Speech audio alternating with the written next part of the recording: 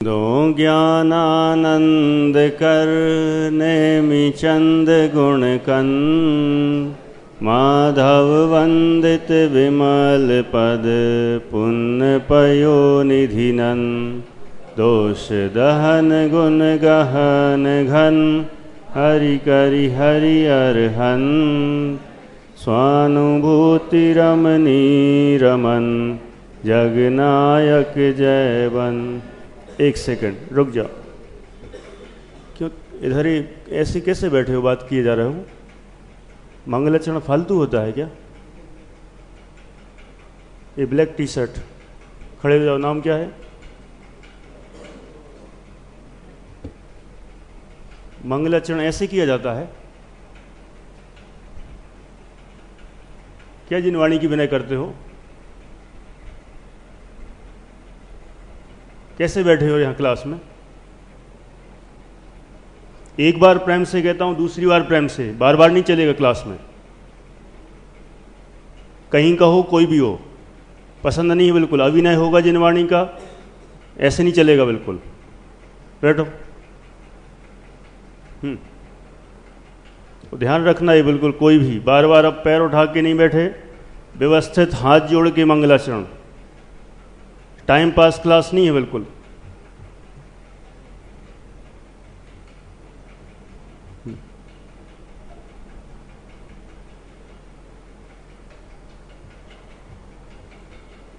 जिनवाणी का ऐसा भी ना करोगे क्या पढ़ोगे? फिर से शुरू से। मनोज्ञानानंद कर नेमि चंद गुण कन, माधव वंदित विमल पद दोष दहन गुण गहन घन, हरि करि हरि अरहन। स्वानुभूति रमनी रमन, जगनायक जयवन। सिद्ध शुद्ध साधित सहज, स्वरस सुधारस धार।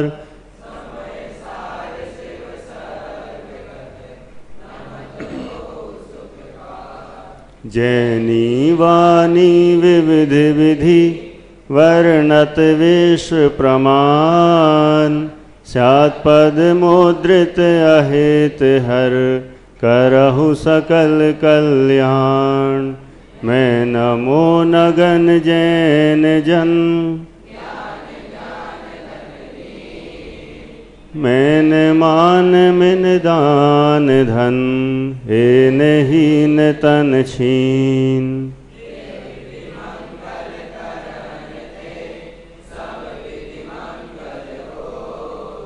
होत उदंगल दूरी सब, तम ज्यों भानु उद्योत।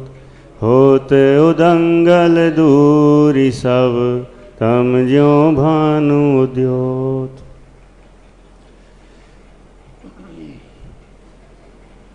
गुणस्थान विवेचन की चर्चा अपनी चल रही है और इसमें गुणस्थान विवेचन में प्रथम गुणस्थान की चर्चा अपन पूर्ण कर चुके हैं और अब दूसरे गुणस्थान को अपन आगे बढ़ाएंगे और आज ही पूरा दूसरा गुणस्थान हो जाएगा। प्रथम गुणस्थान में जितनी अपन ने चर्चा की उससे संबंधित कुछ प्रश्न मैं पूछ लेता हूँ, क्योंकि आपकी कल 23 तारीख है और कल आपका गुणस्थान का एग्ज़ाम भी है। टाइम टेबल आपको मिल गया होगा, इसलिए तैयारी भी ख्याल में आ जाएगी।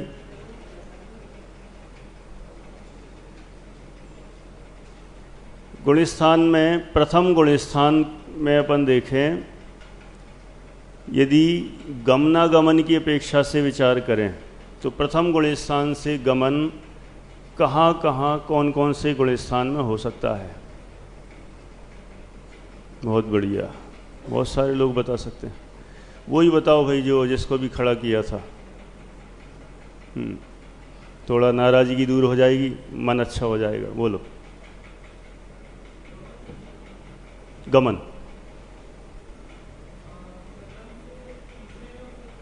ठीक है।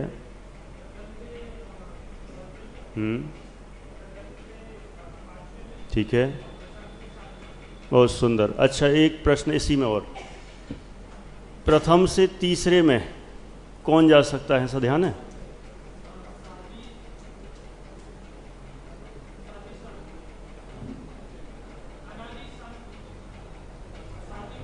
बहुत बढ़िया।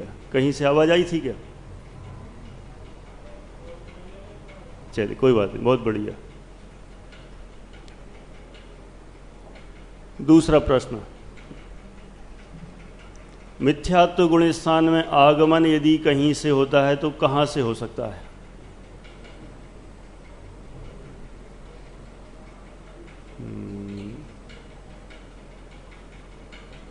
बोलो भाई, ये पीछे, हाँ ये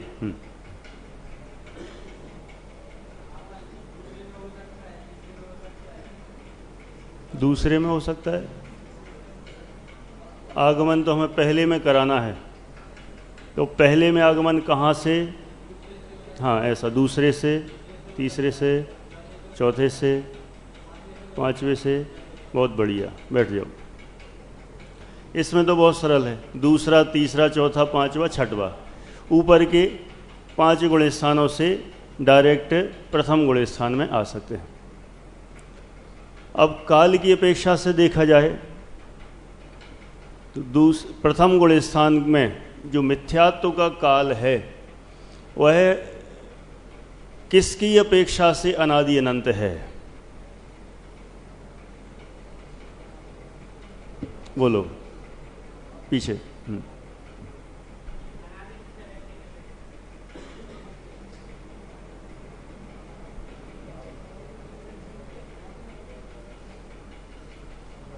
बोलो, बैठ जाओ। बहुत बढ़िया। अभव्य की अपेक्षा से और दूरानुदूर भव्य की अपेक्षा से, दोनों अपेक्षा से मिथ्यात्व का काल अनादि अनंत है। अगला प्रश्न,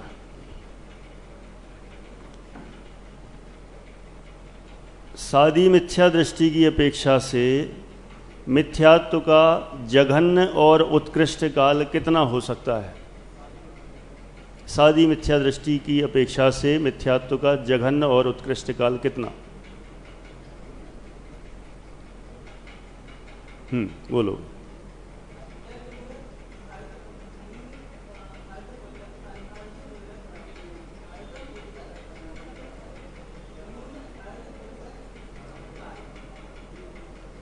थोड़ा सा कमज़ोर पड़ रहे हो, बाकी बहुत कुछ पहुंच गए हो। बैठ जाओ, कोई बात नहीं। हाँ, रेड टी शर्ट।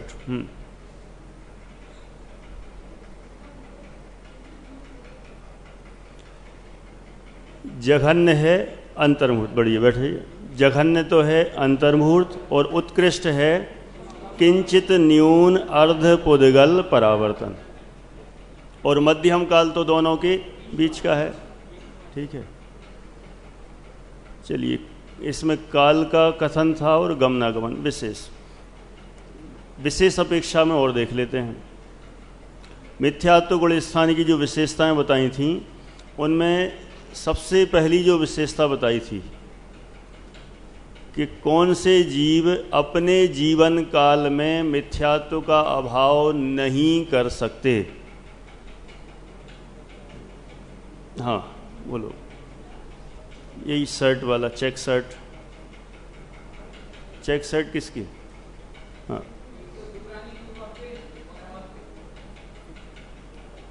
दूरानुदूर भव, और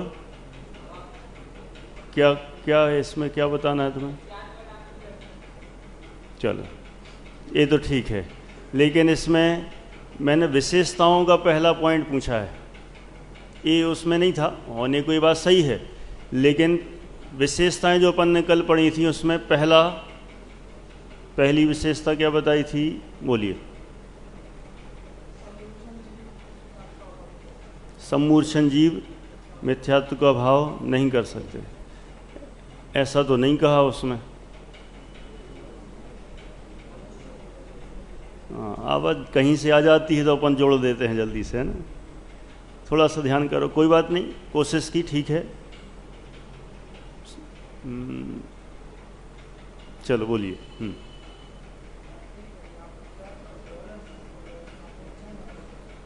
लब्ध पर्याप्तक समूर्छन मनुष्य, ठीक है।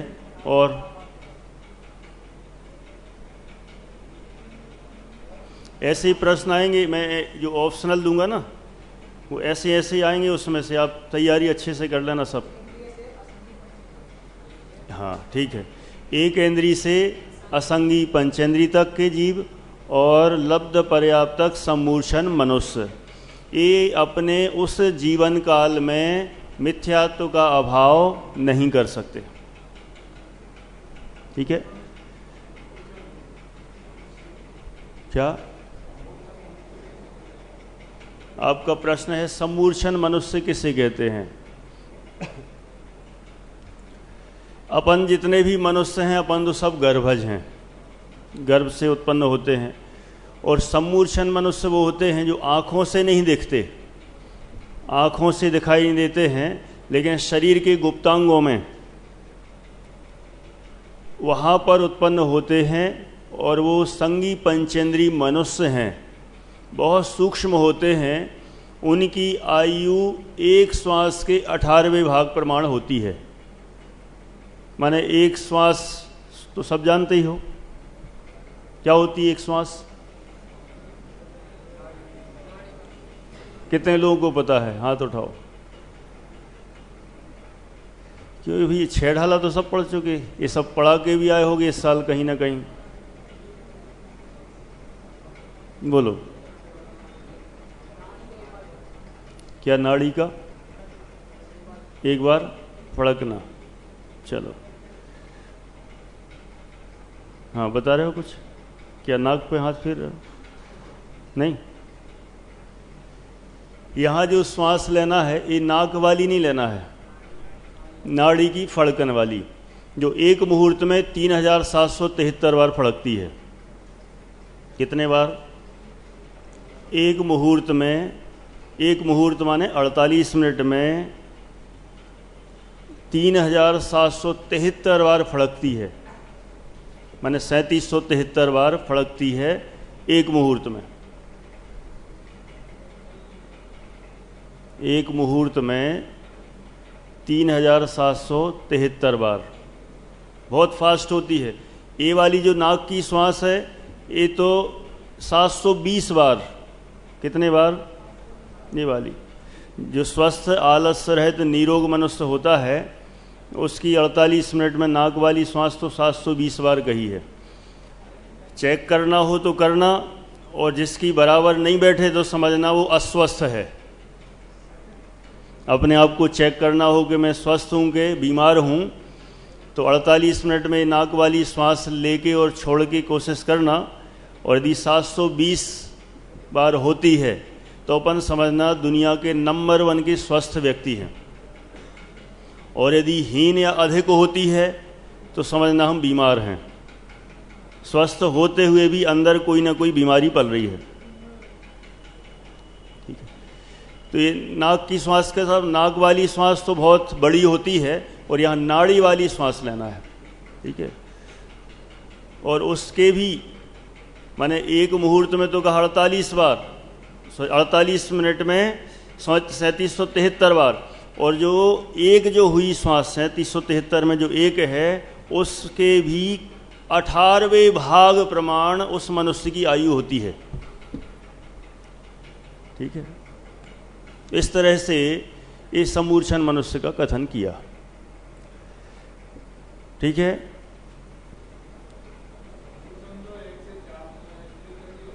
बराबर आपका कहना है समूर्छन जीव तो 1 से 4 इंद्री ही होते हैं।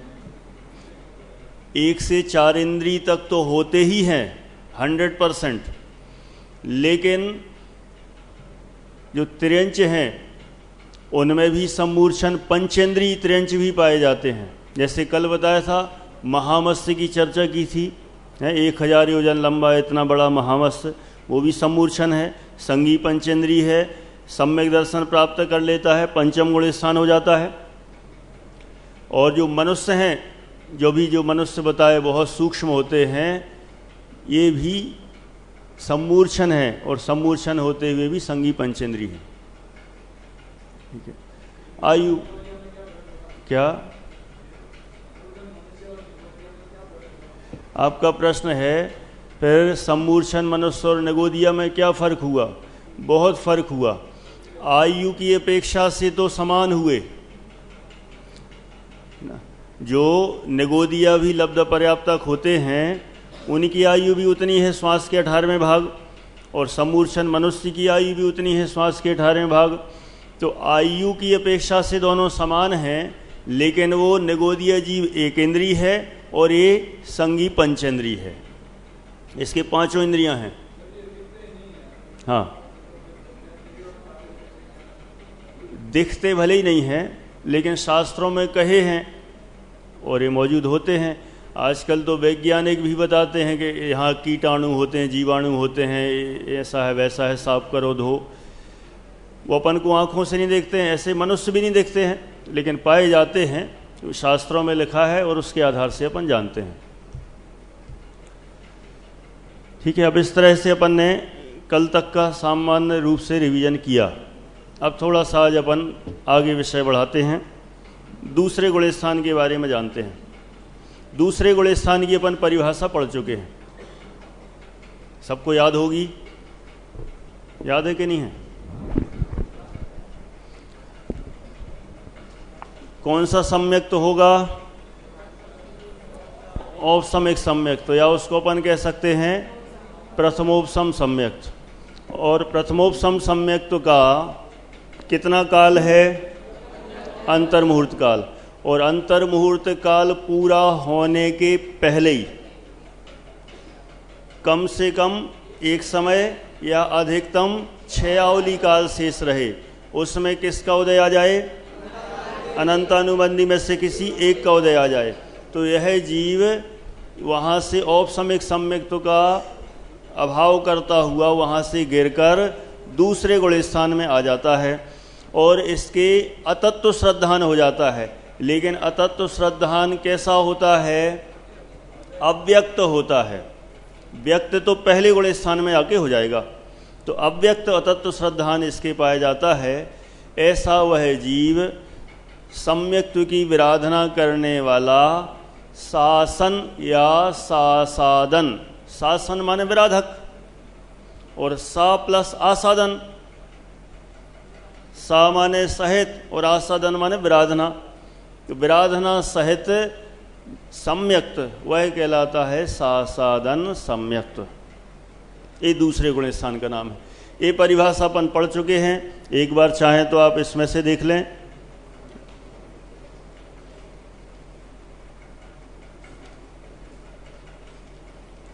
पेज नंबर 89 देखिए, जो अपन पढ़ चुके हैं इसमें से देखें।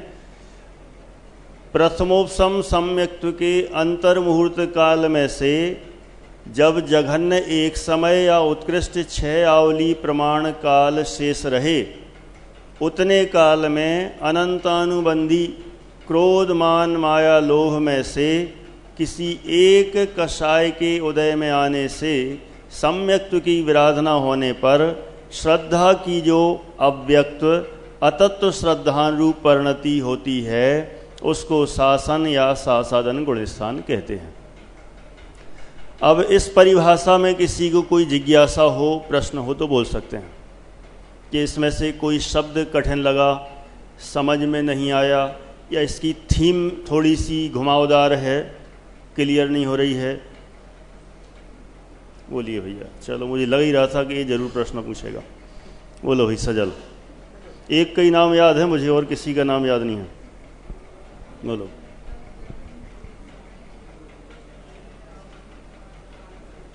हाँ, 6 आवली में कितना काल रहा है ना, ये तो अपन बता ही चुके हैं। एक आवली में असंख्यात समय है, तो 6 आवली में उस हिसाब से 6 बार असंख्यात लिख के जोड़ दो तो आ जाएगा 6 आवली काल का प्रमाण। बोलिए। हाँ, इनका प्रश्न है कि अव्यक्त अतत्व श्रद्धान क्या होता है। बैठिए।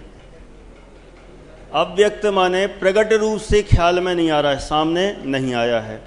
जैसे बहुत सारे लोगों में बहुत सारी प्रतिभाएं होती हैं, कनिष्ठ में आते हैं कोई सिंगर भी होता है, कोई बजाता भी है, कोई अच्छा भाषण भी दे लेता है, कोई अच्छा लेखक भी होता है, कोई अच्छी पोयम्स कविताएं भी बनाता है, लेकिन वो कनिष्ठ में वरिष्ठ में ज़्यादा वैल्यू नहीं मिलती है।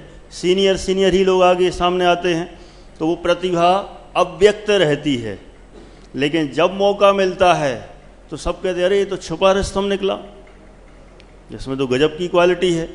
तो वो चीज़ हो जाती है व्यक्त। पहले थी अव्यक्त, अब सबके सामने प्रकट हो गई व्यक्त। तो ऐसे ही दूसरे गुण स्थान में अभी मिथ्यात्व का उदय नहीं आया है। किसका उदय आया है? अनंतानुबंधी का। तो अभी अनंतानुबंधी मात्र के उदय के कारण से उसके अतत्व श्रद्धान अभी गुप्त रूप से है, अव्यक्त है, अंदर अंदर हो गया है। लेकिन मिथ्यात्व का उदय आने से जीव का अतत्व श्रद्धान व्यक्त हो जाता है, प्रकट हो जाता है। ठीक है, और कुछ? चलिए, प्रश्न नहीं है। अब देखते हैं, परिभाषा हुई। परिभाषा के बाद अपन ने देखा था दूसरा पॉइंट क्या है? भेद की अपेक्षा से देखें। यदि भेद की अपेक्षा से देखते हैं तो इसमें भेदों की कोई चर्चा नहीं है, दूसरे गुण स्थान में भेद बताए नहीं गए हैं, इसलिए इस पॉइंट को छोड़ दो। तीसरा बिंदु कौन सा था? श्रद्धा अपेक्षा विचार। तो ये दूसरे गुण स्थानवर्ती जीव मिथ्या श्रद्धानी होते हैं, अतत्व श्रद्धान है उनके, और अतत्व श्रद्धान होने से इनका श्रद्धान मिथ्या है। ये भी सभी बहिरात्मा ही हैं। पहला, दूसरा, तीसरा गुण स्थान, तीनों गुण स्थान वाले जीव बहिरात्मा कहे जाते हैं। ठीक है, इसलिए दूसरे गुण स्थान वाले का श्रद्धान मिथ्या ही कहलाता है। और फिर अगला पॉइंट है चारित्र अपेक्षा विचार। जिसका श्रद्धान मिथ्या है उसका चारित्र भी मिथ्या ही होगा।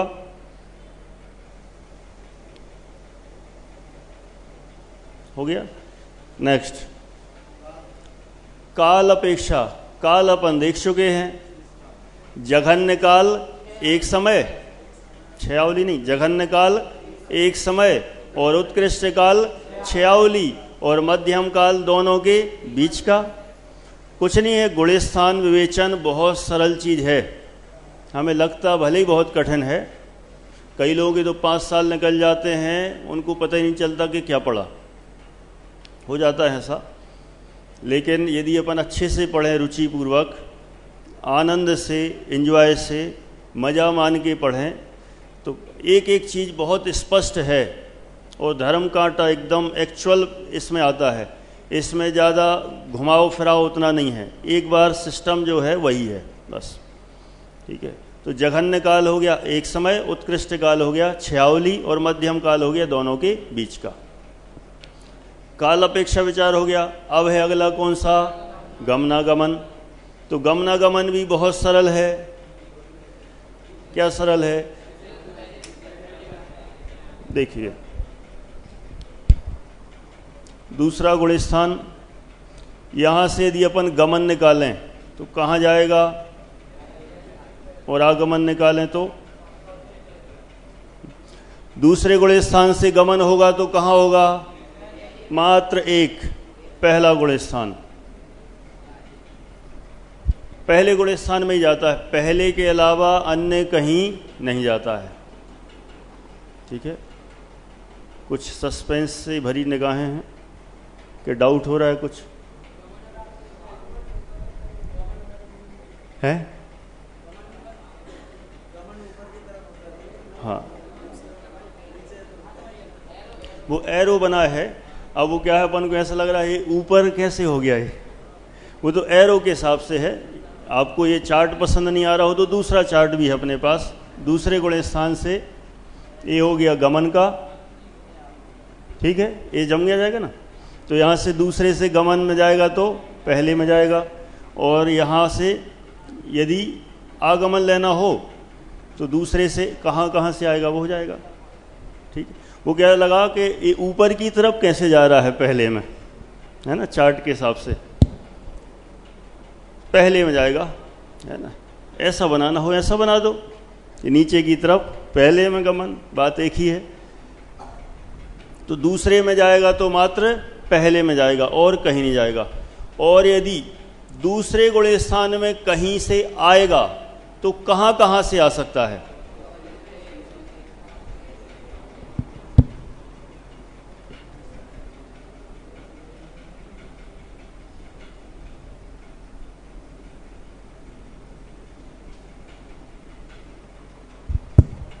छठवें से, पांचवें से, चौथे से।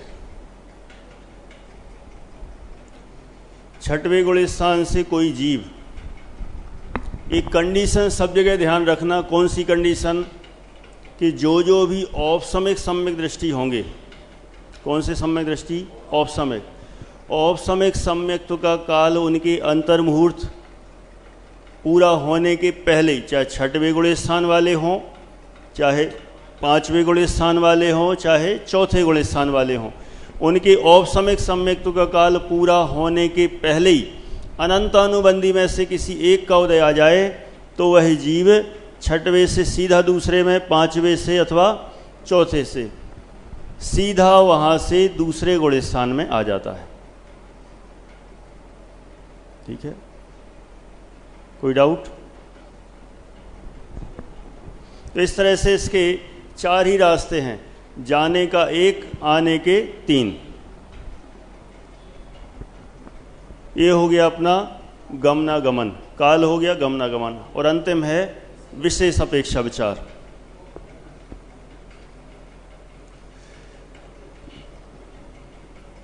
पेज नंबर आप देखें 93। हाँ बोलो।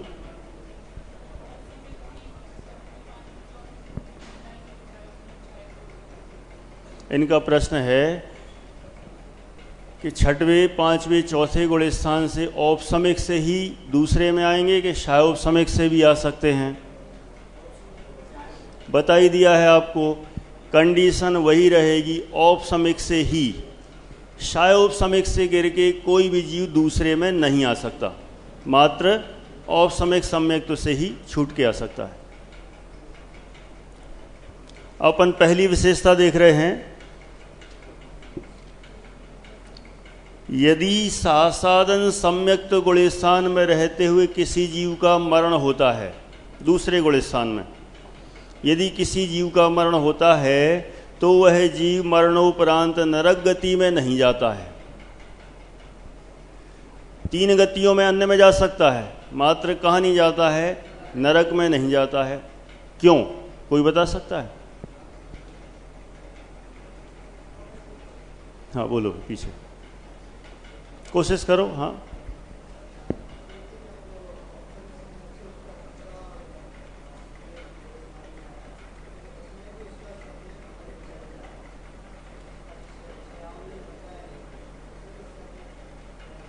बहुत बढ़िया। क्या नाम है तुम्हारा? विनम्र। हाँ विनम्र, बराबर, ठीक। अच्छा जवाब देने की कोशिश की, यद्यपि थोड़ा सा भाषा और थोड़ी सी बदलना पड़ेगी। लॉजिक बहुत अच्छा दिया और वही फाइनल है, बहुत अच्छा। क्या लॉजिक दिया? दूसरे गुण स्थान में मरण करके कोई जीव नरक में नहीं जाता। क्यों? क्योंकि दूसरे गुण स्थान में औपसमिक सम्यक्त्व का ही काल चल रहा है। किसका काल है? जैसे अपन ने वो एग्जाम्पल देखा था कि 54 सेकंड हो गए और अब कितने बचे? 6। जो 6 सेकंड किसके बचे हैं? औपसमिक सम्यक्त्व के। तो औपसमिक सम्यक्त्व के काल में ही वह जीव नीचे आया है दूसरे गुण स्थान में। तो उस काल की भी इतनी पावर है, इतनी शक्ति है कि कोई जीव उसमें मरण करे तो नरक में नहीं जाएगा। माने यद्यपि वो सम्यक दृष्टि नहीं है, उनका कहना था विनम्र का कि वह औपसमिक सम्यक्त्व है। सम्यक्त्व तो छूट गया है, लेकिन सम्यक्त्व का काल अभी वहां पर मौजूद है, और उस काल में भी इतनी विशेषता है कि उसमें मरण करके जीव नरक में नहीं जाता। ठीक है, बहुत बढ़िया।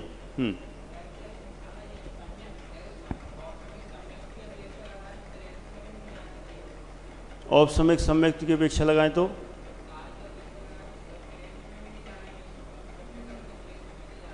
हाँ हाँ, चलिए। इनका प्रश्न है कि यदि काल की अपेक्षा से लगाएं तो सम्यक दृष्टि को फिर त्रेंच में भी नहीं जाना चाहिए। क्योंकि अपन ने पढ़ा भी है ऐसा। कहाँ पढ़ा है? प्रथम नरक बिन षडभु ज्योतिष, वान भवन षड नारी, थावर विकलत्रय, एक सेकंड, थावर विकलत्रय, और पशु में नहीं उपजत सम्यक धारी। ठीक है, बहुत सुंदर, बहुत अच्छा दिमाग लगाया, एकदम अच्छा लॉजिक। कि यदि सम्यक्त्व का काल है, इस नियम से यदि नरक में नहीं जाता है तो फिर त्रेंच में भी नहीं जाना चाहिए, क्योंकि त्रेंच में भी उसमें नियम बनाया है। लेकिन यहाँ ऐसी ही इसकी कुछ खास विशेषता है कि मात्र नरक के लिए ही उसको बाध्य किया है। यद्यपि प्योर सम्यक तो होता है तो वहाँ तो पशु में भी नहीं जाता है, नरक में भी नहीं जाता है, कहीं नहीं जाता है। लेकिन यहाँ सासाधन सम्यक्त्व के काल की सामर्थ्य मात्र नरक को ही रोकने के लिए है। इतना विशेष यहाँ पर जानना। ठीक है, प्रश्न बहुत अच्छा था। हाँ जी, हाँ, बहुत सुंदर। एक और प्रश्न, तुम लोग बहुत बढ़िया, ऐसे लड़के हैं मुझे नंबर 1 के लगते हैं, बहुत अच्छे, कि इतना गहरे गहरे प्रश्न करते हैं। आप लोग जो भी हैं, जितने भी, एक जिज्ञासा होना चाहिए नए नए प्रश्न उठाने की, और जिसको प्रश्न उठाने की आदत बन जाए वो बहुत आगे बढ़ सकता है। सीखने का ये बहुत अच्छा तरीका है। और प्रश्न आप जो पूछते हो तो कई बहुत अच्छे स्टैंडर्ड के होते हैं, कोई सिंपल नहीं है, ये बहुत गहरे प्रश्न हैं। क्या प्रश्न उठाया इन्होंने?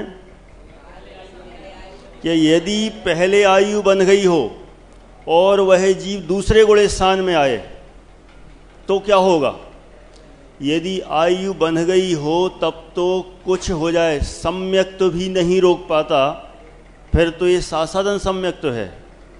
फिर से बोलता हूँ, यदि आयु बन गई हो पूर्व में ही, कौन सी? नरकायु, त्रेंचायु, देवायु, मनुष्यायु, कोई भी आयु यदि बन गई हो और सम्यक दर्शन हो जाए तब भी वह उसी आयु में जाता है।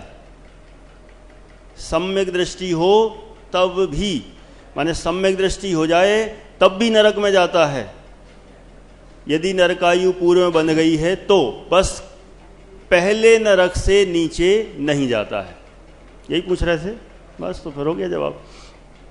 प्रथम नरक बिन षडभु ज्योतिष, माने सम्यक दर्शन यदि हो गया है तो सम्यक दृष्टि है तो पहले नरक में तो वह जाएगा ही। क्यों जाएगा? क्योंकि उसने पूर्व में आयु बांध ली थी, और आयु इतनी खतरनाक चीज है कि यदि एक बार बन गई तो कितने ही तपस्या कर ले, महापुरुषार्थी जीव हो, महान आत्मा हो, तब भी वह जिस आयु को बांधा है उसमें नियम से जाएगा ही।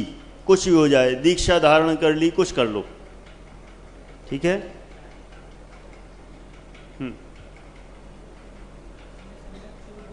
हाँ, एक सेकंड, ये समाधान हो गया पूरा? ठीक है, मान आयु बन गई हो तब तो जाते ही, फिर तो साधन सम्यक तो है, तब भी वहां नरक में जाएगा ही।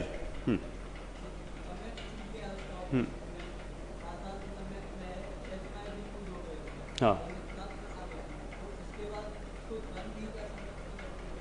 उसके बाद क्या?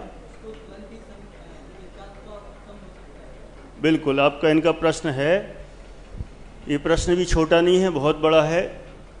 प्रश्न सुनना, फिर अपने माइंड में उसका उत्तर सोचना। ठीक है, जो ख्याल में आए सोचना, फिर मैं जवाब दूंगा उससे मिलान करना। ओके, फिर याद हो जाएगा पक्का। प्रश्न इनका कि दूसरे गुणस्थानवर्ती जो जीव था वहां से गिर के पहले में आ गया, मिथ्यात्व गुणस्थान में आ गया, तो ऐसा क्या वह जीव तुरंत ही वापस औपसमिक सम्यक तो प्राप्त कर सकता है क्या? प्रश्न ऐसा है। ठीक है, तो क्या कह रहे हैं सब? कितने लोग कर सकता है वाले हैं? जब हाथ उठवाए तो हाथ नहीं उठा रहे, पहले हाँ हाँ कर रहे थे। हैं? प्रश्न ये है, फिर से प्रश्न सुन लें, कि किसी जीव को औपसमिक सम्यक हुआ था, गिर के दूसरे में आया, दूसरे में आकर पहले में आ गया, तो क्या वह जीव, पहले गुणस्थान वाला जीव, तुरंत ही फिर से औपसमिक सम्यक तो प्राप्त कर सकता है क्या? कितने लोग हाँ वाले हैं? चलिए, बहुत सारे हैं, 10-15। ना वाले कितने हैं? ना वाले हैं 4, और दोनों ही टीम में शामिल नहीं हैं, ऐसे कितने हैं? 1 है बस, है। चलो चलो, ये जो बोल रहे हैं कि नहीं हो सकता, उसका कारण क्या है? चलिए, इनका कहना है कम से कम अंतर मुहूर्त तो लगेगा ही, इनका एक जवाब। दूसरा, आपने बताया था कि दूसरे गुणस्थान पर पहले गुणस्थान पर नियम छूट जाते हैं। ठीक है, ऊपर कैसे नियम से पहले? नहीं, दूसरे से तो पहले में भेज ही दिया उन्होंने, अब पहले से ऊपर जाना है और सम्यक सम्यक प्राप्त करना है, तो चलिए कोई बात नहीं।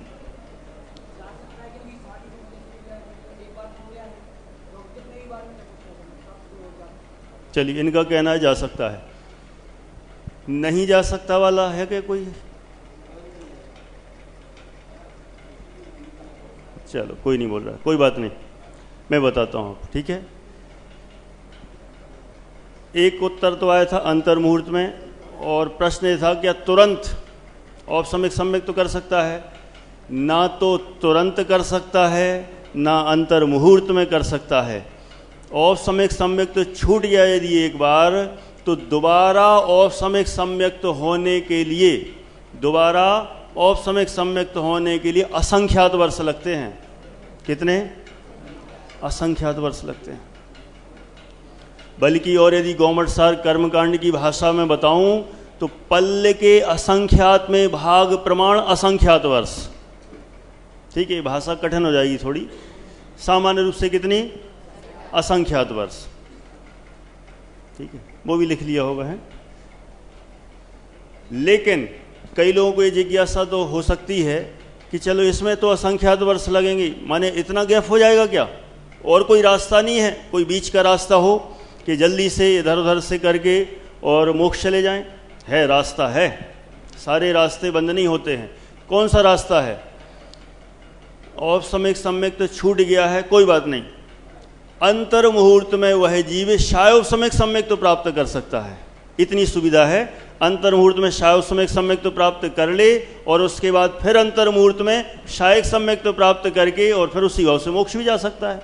असंख्यात वर्षों के इंतजार करने की कोई ज़रूरत नहीं है। लेकिन हाँ, औपसम्यक होने के बाद छूटा है तो फिर औपसम्यक फिर से करने के लिए असंख्यात वर्ष नियम से लगेंगे। ठीक है, क्लियर?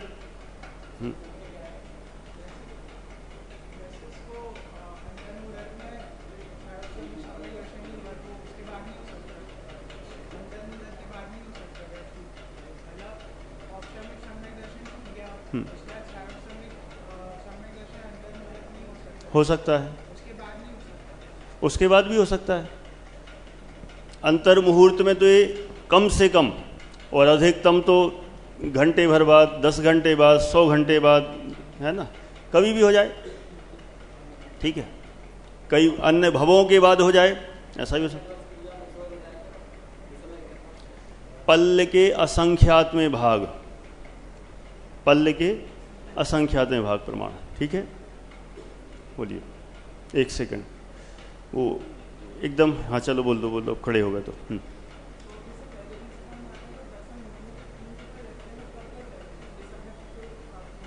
हाँ,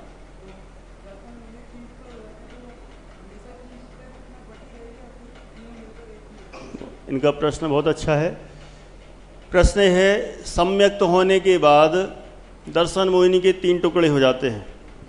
3 टुकड़े हुए और 3 टुकड़े होने के बाद वह जीव मिथ्यात्व में आ गया, तो तीनों टुकड़े बने रहते हैं कि जुड़ भी जाते हैं? बहुत काल तक तो बने रहते हैं, लेकिन बहुत ज़्यादा काल निकल जाए तो धीरे धीरे जुड़ के वो तीनों एक भी हो जाते हैं, वापस तीनों जुड़ जाते हैं, ऐसा भी है। चलो बस 2 मिनट और लेके, है ना। मुझे पता है जिज्ञासाएं इस विषय में बहुत होती हैं, और यदि पढ़ाया ना जाए आगे और सिर्फ प्रश्न मंच ही चलता रहे तो बहुत सारे प्रश्न खड़े होते चले जाएंगे, समाधान होता चला जाएगा। लेकिन एक बात पक्की है, ऐसे शंका समाधान से जो विषय एक बार दिमाग में बैठेगा फिर वो भूलते नहीं हैं। और ऐसे ही पढ़ा दो कथावाचन, ऐसे ही समझाते जाते तो आपको कुछ ख्याल में नहीं आता, भूल भी जाते। 2-3 मिनट में बस मैं इनकी विशेषताएं पूरी कर देता हूं। पहली विशेषता तो हो गई। नंबर 2, तीर्थंकर और आहारद्विक की सत्ता सह जीव सासाधन सम्यक्त गुण स्थान में जाता ही नहीं है। कौन कौन सा जीव? तीर्थंकर और आहारद्विक, इनकी सत्ता वाला। ये क्या होता है? माने जिसने तीर्थंकर प्रकृति बांध ली है। क्या बोले? जिसने तीर्थंकर प्रकृति बांध ली है, ऐसा जीव चतुर्थ गुण स्थान में जो सम्यक दृष्टि है, जिसने तीर्थंकर प्रकृति बांध ली है, ऐसा जीव। और आहारद्विक, आहारद्विक का मतलब होता है आहारक शरीर। छठे गुण स्थानवर्ती मुनिराज के जो आहारक रिद्धिधारी मुनिराज होते हैं, उनके आहारक शरीर होता है। सुना होगा, मस्तक से निकलता है शंका समाधान आदि के लिए। तो ऐसा वो आहारक शरीर, आहारक रिद्धिधारी मुनिराज, माने जिनके यदि आहारक शरीर की सत्ता है वो, और आहारक द्विक लिखा है। द्विक का मतलब आहारक शरीर और आहारक अंगोपांग। अंगोपांग का मतलब आहारक शरीर के ही जो अंग होते हैं और उपांग होते हैं, जैसे अपने शरीर के 2 हाथ 2 पैर, मुंह आँख कान नाक सब होते हैं ना, ऐसे ही उसके भी होते हैं। तो आहारक शरीर और आहारक अंगोपांग दोनों को कहते हैं आहारद्विक। तो इनकी सत्ता जिनके है, माने जिन जीवों ने इन प्रकृतियों को बांध लिया है अथवा तीर्थंकर प्रकृति को बांध लिया है, ऐसे जीव दूसरे गुण स्थान में नहीं आते, क्योंकि ये प्रकृतियां बहुत पुण्य प्रकृतियां हैं, महान प्रकृतियां हैं। और इनकी सत्ता जिसको है, ऐसा जीव दूसरे हल्के गुण स्थान, हल्की क्वालिटी वाले गुण स्थान में नहीं आते। 2 पॉइंट हो गए। तीसरा पॉइंट, तीसरा पॉइंट में इतना बताया है कि इस दूसरे गुण स्थान में पारणामिक भाव कहा है। कौन सा भाव? नाम तो सुना होगा सबने। औपसमिक शायकौ भावौ मिश्रस्य जीवस्य स्वतत्व मौदयिक पारणामिक उच्य। भाव 5 होते हैं। पेज नंबर है 94, ऊपर तीसरा पॉइंट है। क्या बोले हैं इसमें? 5 भाव जो होते हैं ना, 5, औपसमिक, शायक, शायोपसमिक, औदयिक और पारणामिक, इनमें ये जो 4 भाव है ना, शुरू के 4, ये नहीं होते हैं। दूसरे गुण स्थान में एकमात्र पारणामिक भाव पाया जाता है। लेकिन थोड़ा सा इसको भी ध्यान रखना, कई लोग समझते हैं सर्वथा पारणामिक ही है और तो कोई रहते ही नहीं सर्वथा। थोड़ा सा इसमें गहराई से समझना, ध्यान रखना। ऐसा सर्वथा कथन नहीं है, मात्र दर्शन मोहिनी की अपेक्षा से पारणामिक भाव कहा है। अन्य अपेक्षा से तो शायोपसमिक भाव भी है, औदयिक भाव भी है, ठीक है, अन्य कर्मों की अपेक्षा से। लेकिन मात्र दर्शन मोहिनी का यहाँ तो ना उदय है, ना उपसम है, ना शय है, ना शयोपसम है।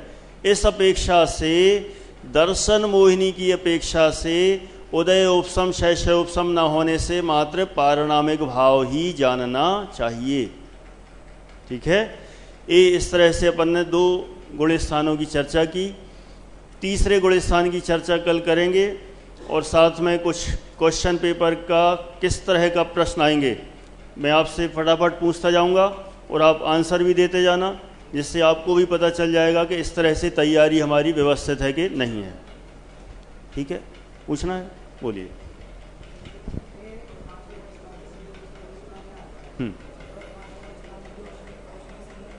हाँ, नहीं आएगा, ठीक है। हाँ जी, बोलिए।